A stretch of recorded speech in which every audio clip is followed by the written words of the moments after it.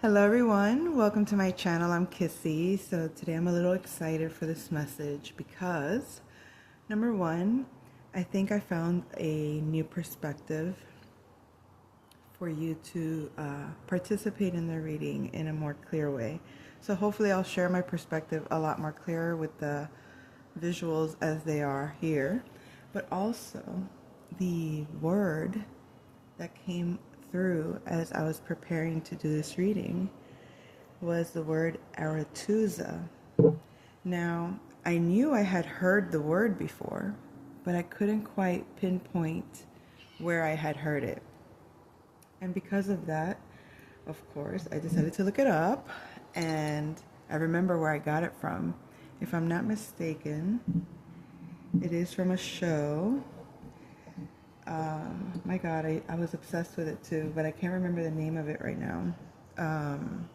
Maybe it'll come to me. It's like a Game of Thrones kind of show. It's about these different worlds. Oh my God, I'm gonna have to look into it because I definitely posted some clips of it on my page. But anyways, the word itself, Aretuza, hold that thought. Let's see. All right. In Greek mythology, because it's spelled Arethusa, but it's said Aretuza, is the name of multiple figures, including a nymph, a lover of Poseidon, and a woman from Ithaca. Excuse me. I'm not that good with my Greek mythology, apparently. Okay, so we have the nymph. Aretuza was a nymph who was pursued by the river god Alpheus. To protect her from Alpheus, the goddess Artemis transformed Aretuza into a spring that flowed underground and emerged at Ortygia. The name Aretuza means swift water. Why do I love that so much? Okay, so lover of Poseidon, Aretuza was a minor figure who became the lover of Poseidon, the sea god. Hera transformed Aretuza and she became the spring of the same name in Chalcis or Chalcis. The new archaeological museum of whatever Chalcis was named after Aretuza. Aretuza was a woman from Ithaca who was transformed into a fountain after her son Corax died. The fountain is located on the spot where Corax died, and the rock there is also named after him. So the legend of Aretuza is so ingrained in the culture of Syracuse that the citizens have the nickname Aretuzae, I think. The image of Aretuza was also depicted on coins of Syracuse in the 5th century BC. Interesting. Okay, so why is that name showing up? I mean, I really wanted, I know that we have the full moon in Aries, and something interesting, we have a cardinal cross. What do they call it? Grand cardinal cross? Cardinal grand cross. And I love it because I can definitely talk on that. I have that in my chart. I have Libra in my ascendant. And so balancing these oppositions in these 4 areas of life, the self with the other, the home and what we're known for, our status, what we do, our career choice, all of those things that are playing out right now, luckily, when you've repeated the cycles so many times or have at least observed the patterns and have, when you've gone through trials and errors when it comes to how you interact with others, trial and errors in finding the right fit where you feel as comfortable at home, at the job as you do at home. When you go through those motions over and over again and you establish your own system, eventually you find a harmonious way of sustaining that passion, that fire, that equilibrium, that good balance between your inner and outer realities, okay? Your world as an individual and interacting with the people that you're related to. So that's what I think, that's what I thought I was going to come and talk about mostly. And then the name Aretuza came out. So I want to touch on Aretuza real quick in terms of the show. And let's see if, what comes about from that information. Here it is. Okay. So, let's see what it says here first. In Greek mythology, Arethusa was a nymph who fled from her home in Arcadia beneath the sea and came up as a fresh water fountain on the island of Ortygia. Okay, I was looking for the show. Let's take out the word Greek mythology and just put Arethusa, Aretuza TV. Because I know the show definitely, I think it was a place where they would it was like a indoor, it looked like an indoor sauna. And the high priestess, I guess that's where they would be or go, I don't remember. Okay, Aretuza has been featured on TV shows including let's see, no, not that. Hold on folks, I am going to get to that. Feel free to go ahead of me once this video posts. You're welcome to skip ahead. A character in Critical Role who is a water nymph, wizard, and fey creature. A nymph, attendant of Artemis, and was pursued by the river god Alpheus. I don't know how to say his name. Hi, Dios Santísimo. Where is this? I saw it when I was looking at it on my phone. Now that I'm on the computer, I don't find it. But I wanted to see in terms of the show, see if I can remember. One more time. TV show.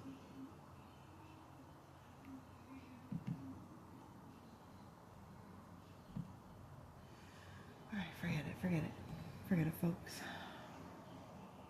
It's gonna bother me, Let me try it just with Aretuza.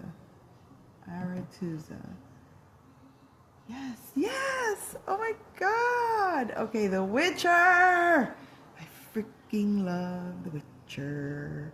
How dare I forget? Slap. Hello. If you have not watched The Witcher, please indulge yourself. It's delish. Okay, Aretuza was a magical academy for young ladies situated next to Garstand Palace on Thanid Island that was founded by Clara Larissa de Winter in 839. Okay, whatever that meant, it meant for you. So, okay, so consider this a school for young witches, right? How delish. I forgot about the name. The Witcher. Moment of meditation, please, ladies. Okay. I'm over it now. Alright, that's all, folks. Next, let's do our reading, okay? So let me close out the computer, move it over here, get it out of my way. I need some space, folks. I like spice, and I like this, but I don't know that I'm gonna reach all the way over there.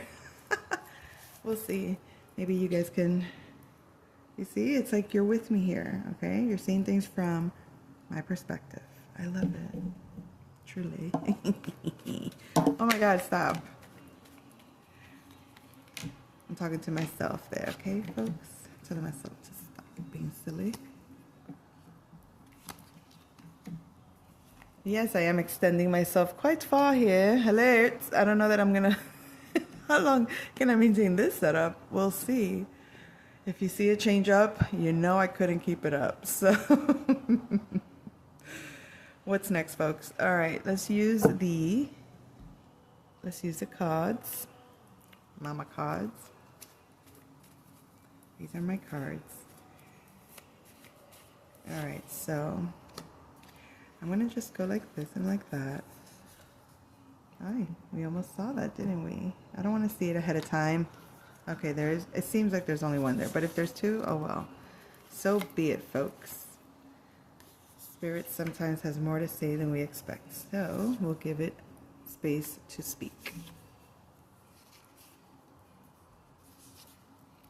Okay, so something with space, right? And maybe, I don't know, outer space, but it could just be inner space. It could be your space, our space. Uranus. Why did I think of Uranus? Okay. So, all right. Let's put our characters. Let's put our characters and our little tools here. I'll be shaking behind the scenes, folks, as you can hear it. All right. I don't want to shake the camera, so I did it that way. Yikes. Ah, they want to stay there, okay. I can't do it like this. Oh, okay, never mind. I got this, folks. I'm getting the hang of it. Yes, I sure am. And you know what? We are missing 10, 11, 12. And we'll go ahead and put 10, 11, 12 here.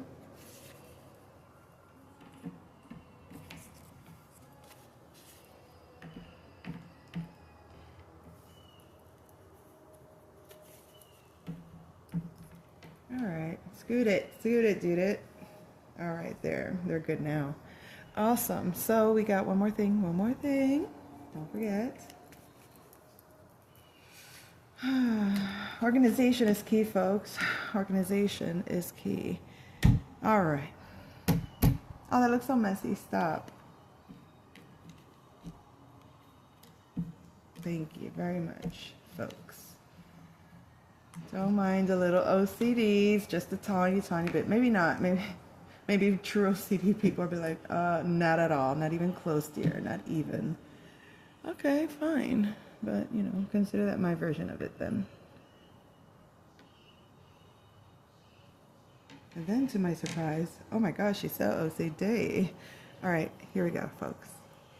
Let's begin. Oh, hello. There's our Professor Plum, Gemini or Sagittarius. In the study, Mr. Green, this is Taurus energy. So a Taurus is learning about a Gemini or Sagittarius energy. Ooh, they're nervous, they're anxious. So what does this have to do with? They're learning. Could be a Taurus, but someone's values might be changing in terms of communication, in terms of travel, in terms of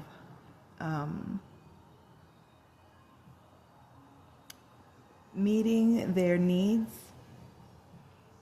and in terms of how they communicate their needs or how they communicate their values. Maybe they're nervous or anxious because they're going to be traveling, whether it's short term or short distance or long distance. Maybe they feel stuck in a situation and they're learning how to get a little more versatile when it comes to how they move. Oh, excuse me, and I moved the table, didn't I? All right, so that's what's going on for some folks here. Let's see what we got going on here.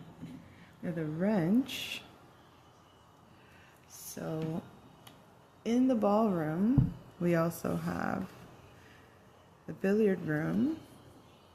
I knew it when I looked into your eyes. Wow. So someone's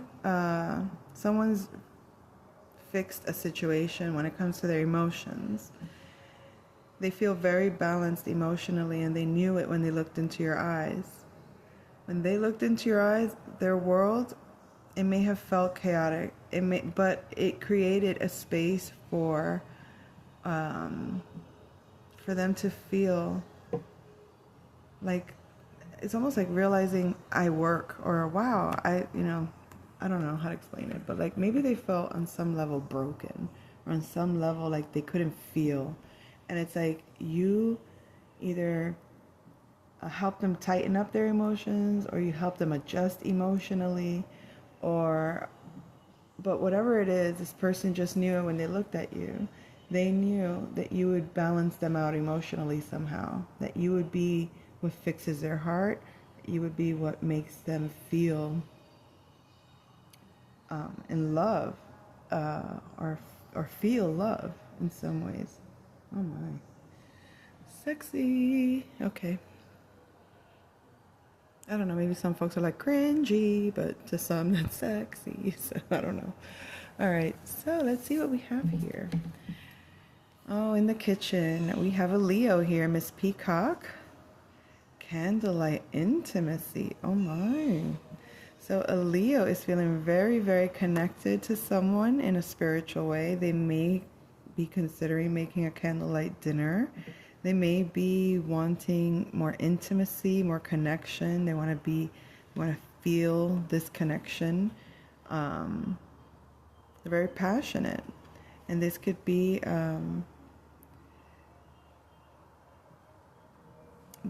maybe going out, somebody in your neighborhood inviting you out on a date, perhaps. Maybe that's what you're manifesting, wanting, or in some ways, there is a Leo here cooking in the kitchen, trying to make a very romantic, intimate meal for someone. Maybe you're doing that for someone, maybe someone's doing that for you, but it looks kind of juicy, and it's looking kind of good. Okay, so it seems to me that this nervous anxiousness from Mr. Green, when it comes to traveling, I think this person is really considering traveling to see you, because they knew it when they looked in your eyes that you were balancing them emotionally. They may not like it, but they know you do. And maybe part of their plan is to cook you a nice candlelight dinner, or maybe that's what they would like to have with you. Whether you're cooking or they're cooking, or you're cooking together, it doesn't matter. Candlelight intimacy, closeness, sharing a meal. Sounds very delicious. Divine masculine, if that's your plan, very nice. Bravo. Bravo. All right, guys, so let's go further. We have in the 4th house, in the conservatory, we have Professor Plum. This is a Gemini. And then we have Colonel Mustard, Virgo, Pisces energy, North. Professor Plum, looking kind of smug. This Gemini could be from the North. If not, you're from the North. It could be communication coming from up north, in regards to work, or in regards to some dream.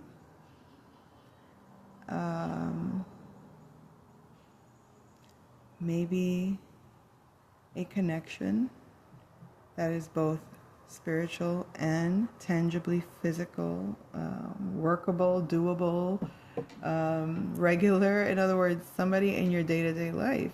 Maybe there's going to be communication from someone, and it's going to be part of your day-to-day. Maybe there's going to be maybe this masculine considering, who is very nervous and anxious. And I see it that way because it's Mr. Green here. Look at him. He's very he's side-eyeing, learning, studying, and very nervously anxious considering traveling. They know how they feel. They know how you make them feel. And they would like to get close to you. And maybe it'll start with a conversation, a phone call, a plan. Because that's what Virgo's all about. But a plan about a dream. That's what Pisces is about, the dream. And so when you look at Gemini and it's all about communication and short-term travel, it's like, hey, let's have this conversation. Let's communicate more regularly. Let's let's talk about a lot of different things and maybe get to know each other or just get comfortable talking to one another more comfortably, more regularly, more systematically. And it's perhaps just to connect more spiritually by getting to know each other physically, okay? So, looking here at the dining room, we have the candlestick, positive vibes, charge, and we have the ballroom. So when it comes to love matters, fifth house energies, creativity, passion, our children, our lover, our spouse, people we love, our heart space, and just loving our essence, loving who we are. It seems it's very balanced with this candlestick between you and this person, especially emotionally. The emotions are positive. So this masculine is realizing the positive charge in your connection, or is realizing how uplifting loving can be, or how uplifting it feels to connect to you every day, or how, emotionally balanced it feels perhaps in some level. So in the billiard room, we have Emotions Matter with Miss Peacock and the revolver. So Aquarius or Leo energies.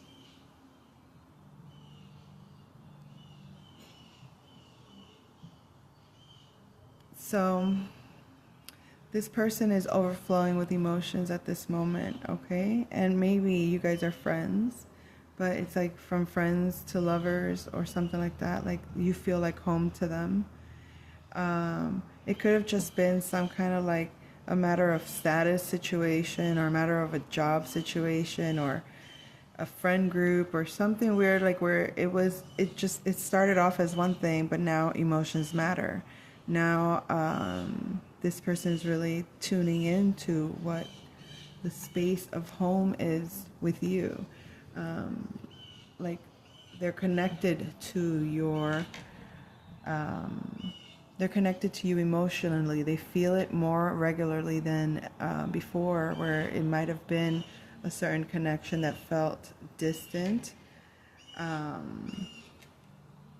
Maybe that's what this nervous anxiousness is, like the proximity of it, feeling it more on a real level, on the physical, with your senses, perhaps more tangible.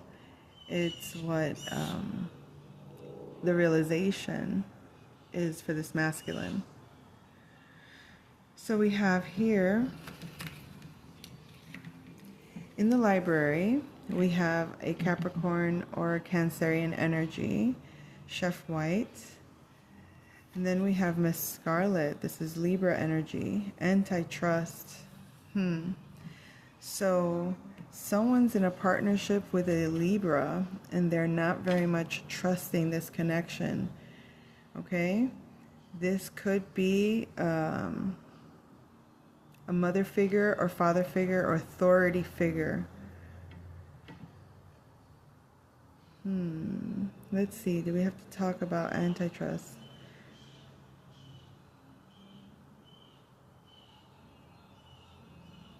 It seems to me this person may have dealt with like a mole, if you know what I mean, like a person that infiltrated them. This is a karmic connection that infiltrated you or your person through the family or through the workspace. as a spy, so to speak. This person was set up to be either your spouse or your boss or your someone that you had to interact with on a regular, relate to on a regular, as a partnership in some sorts. And this person was set up by the enemy to report on you.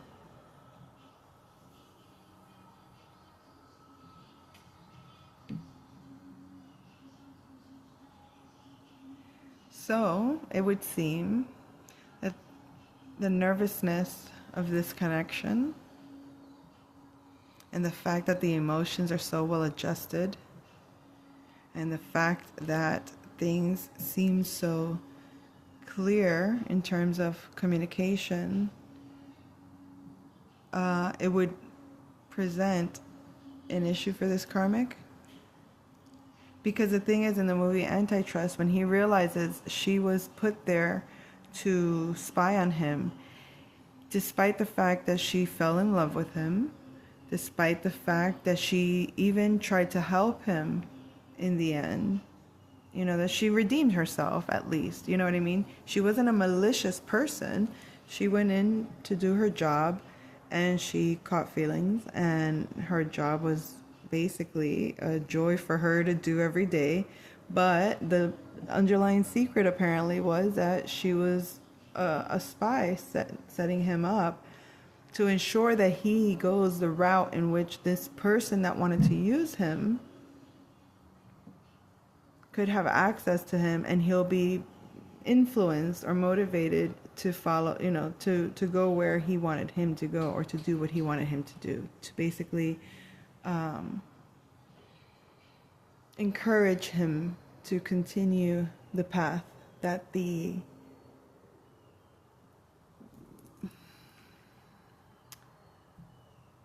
authority figure wanted him to follow. So that could be part of this karmic lesson, or part of the karmic experience that you and your partner, or you and your divine counterpart, have experienced together. One or the other, or both on some level, have experienced something to that degree. So, moving on, we have, let me look through here.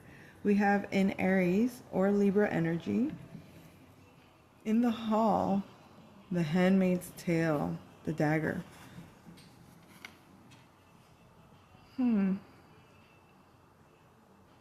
There's a hidden relationship that communication about is being hidden, and it's a very outdated way of the relationship being. It's like slave master kind of energy.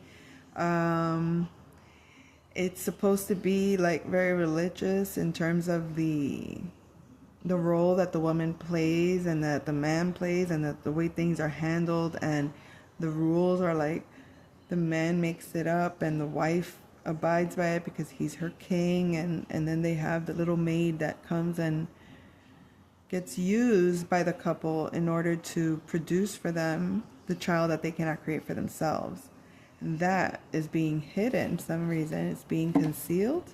That dynamic, that relationship, that kind of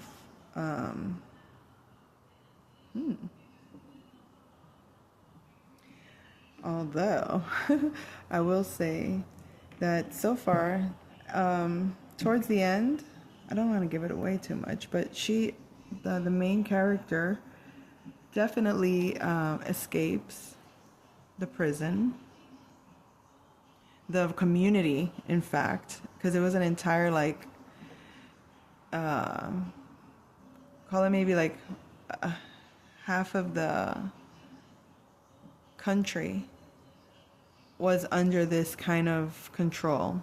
It was completely isolated from the rest of the world. And so she somehow got some assistance and was able to escape and was able to rescue several people from that kind of, what would you call that? It was some it was a form of communism, I guess, maybe. I don't remember, but it's a future-based kind of show, but it's still an energy. It's still an energy of oppression, an energy of submission, an energy of be quiet, don't speak out, don't talk about that, like trying to keep things hidden when it comes to like abuse of power, okay? It's abuse of power and using individuals in a certain way, controlling them by creating narratives and focusing on keeping things hidden and occult and dark and keeping people out of the know. So for whatever reason that energy is coming through here, I find it to be probably some of the karmic energy still kind of like either undealt with, or that's lingering in the collective, or that it is maybe an underlying issue to be resolved in some way. It is what it is. So moving forward, we have here the revolver in the lounge, bath rituals, and the wrench. So some sex ritual is over, is complete.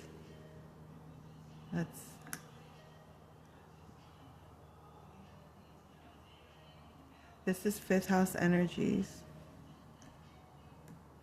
The gun is like a fourth house energies. So it's like ancestral. It's a cycle. Okay.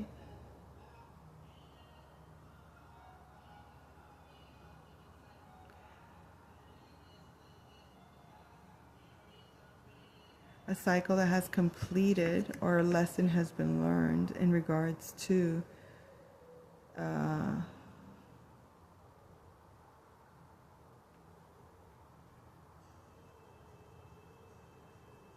this could also be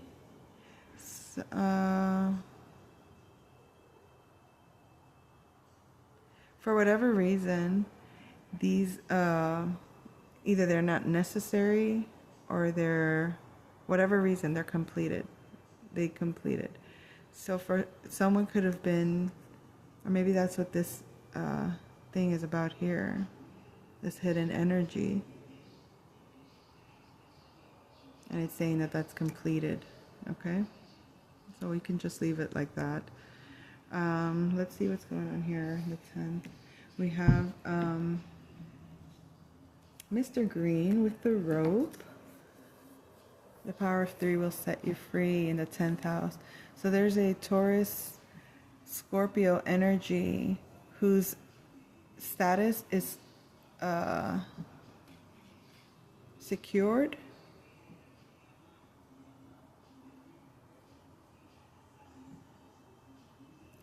And now, status secured, it could be feeling tied up in a job, or feeling, like committed to something, because it's saying the power of 3 will set you free.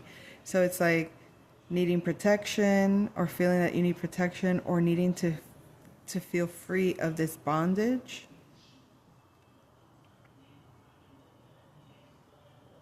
A commitment to a status of some sort. Maybe you no longer want to be whatever you were being, and you feel tied into that, what you're known about or what you're known for. Just consider the power of 3 will set you free. That's understanding that maybe third time's a charm, or considering maybe protection, or really finding ways to liberate yourself from whatever's oppressive, whatever's feeling like it's controlling you. All right, so in the 11th house, we have the rope with the revolver, life path 7. So it seems that there's someone You might be returning to a oh, you might be committed to a group spiritually, or a spiritual group, that, and you're going back to it's funny, I just said you're going back to ancient times. What the fudge? That didn't sound fun. It's like returning to, or a group could be returning to a committed path. The number 7 could be significant, or a partnership.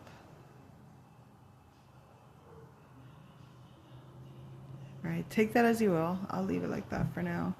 If anything comes through, sorry, I didn't mean to shake the camera again. But if anything comes through on this further, I'll elaborate.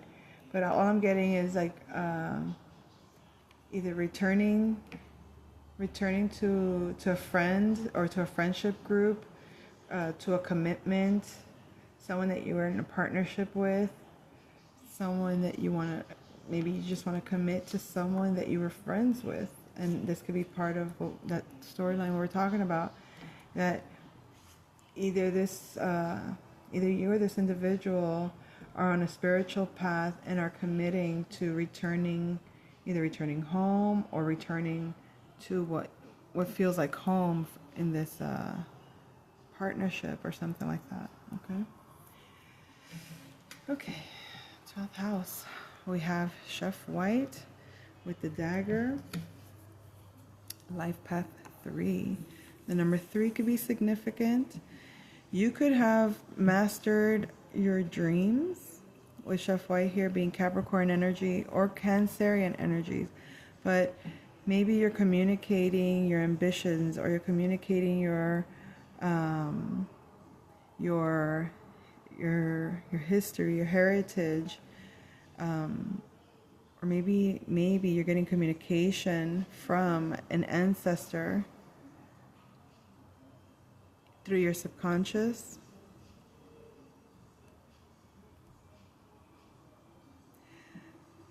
This is 3rd house energy, and I see the 3 here. The number 33 could be significant. Life path 3 is all about creativity, so you might be creating something that allows you to where your home status is becoming creative, or can be creative, or you're establishing something with the home and the work. You're creating a mastery at home in regards to your status, or in regards to communication, or communicating the subconscious even. That's all, folks. I hope you enjoyed the reading. I'll come back with another message soon. Take care.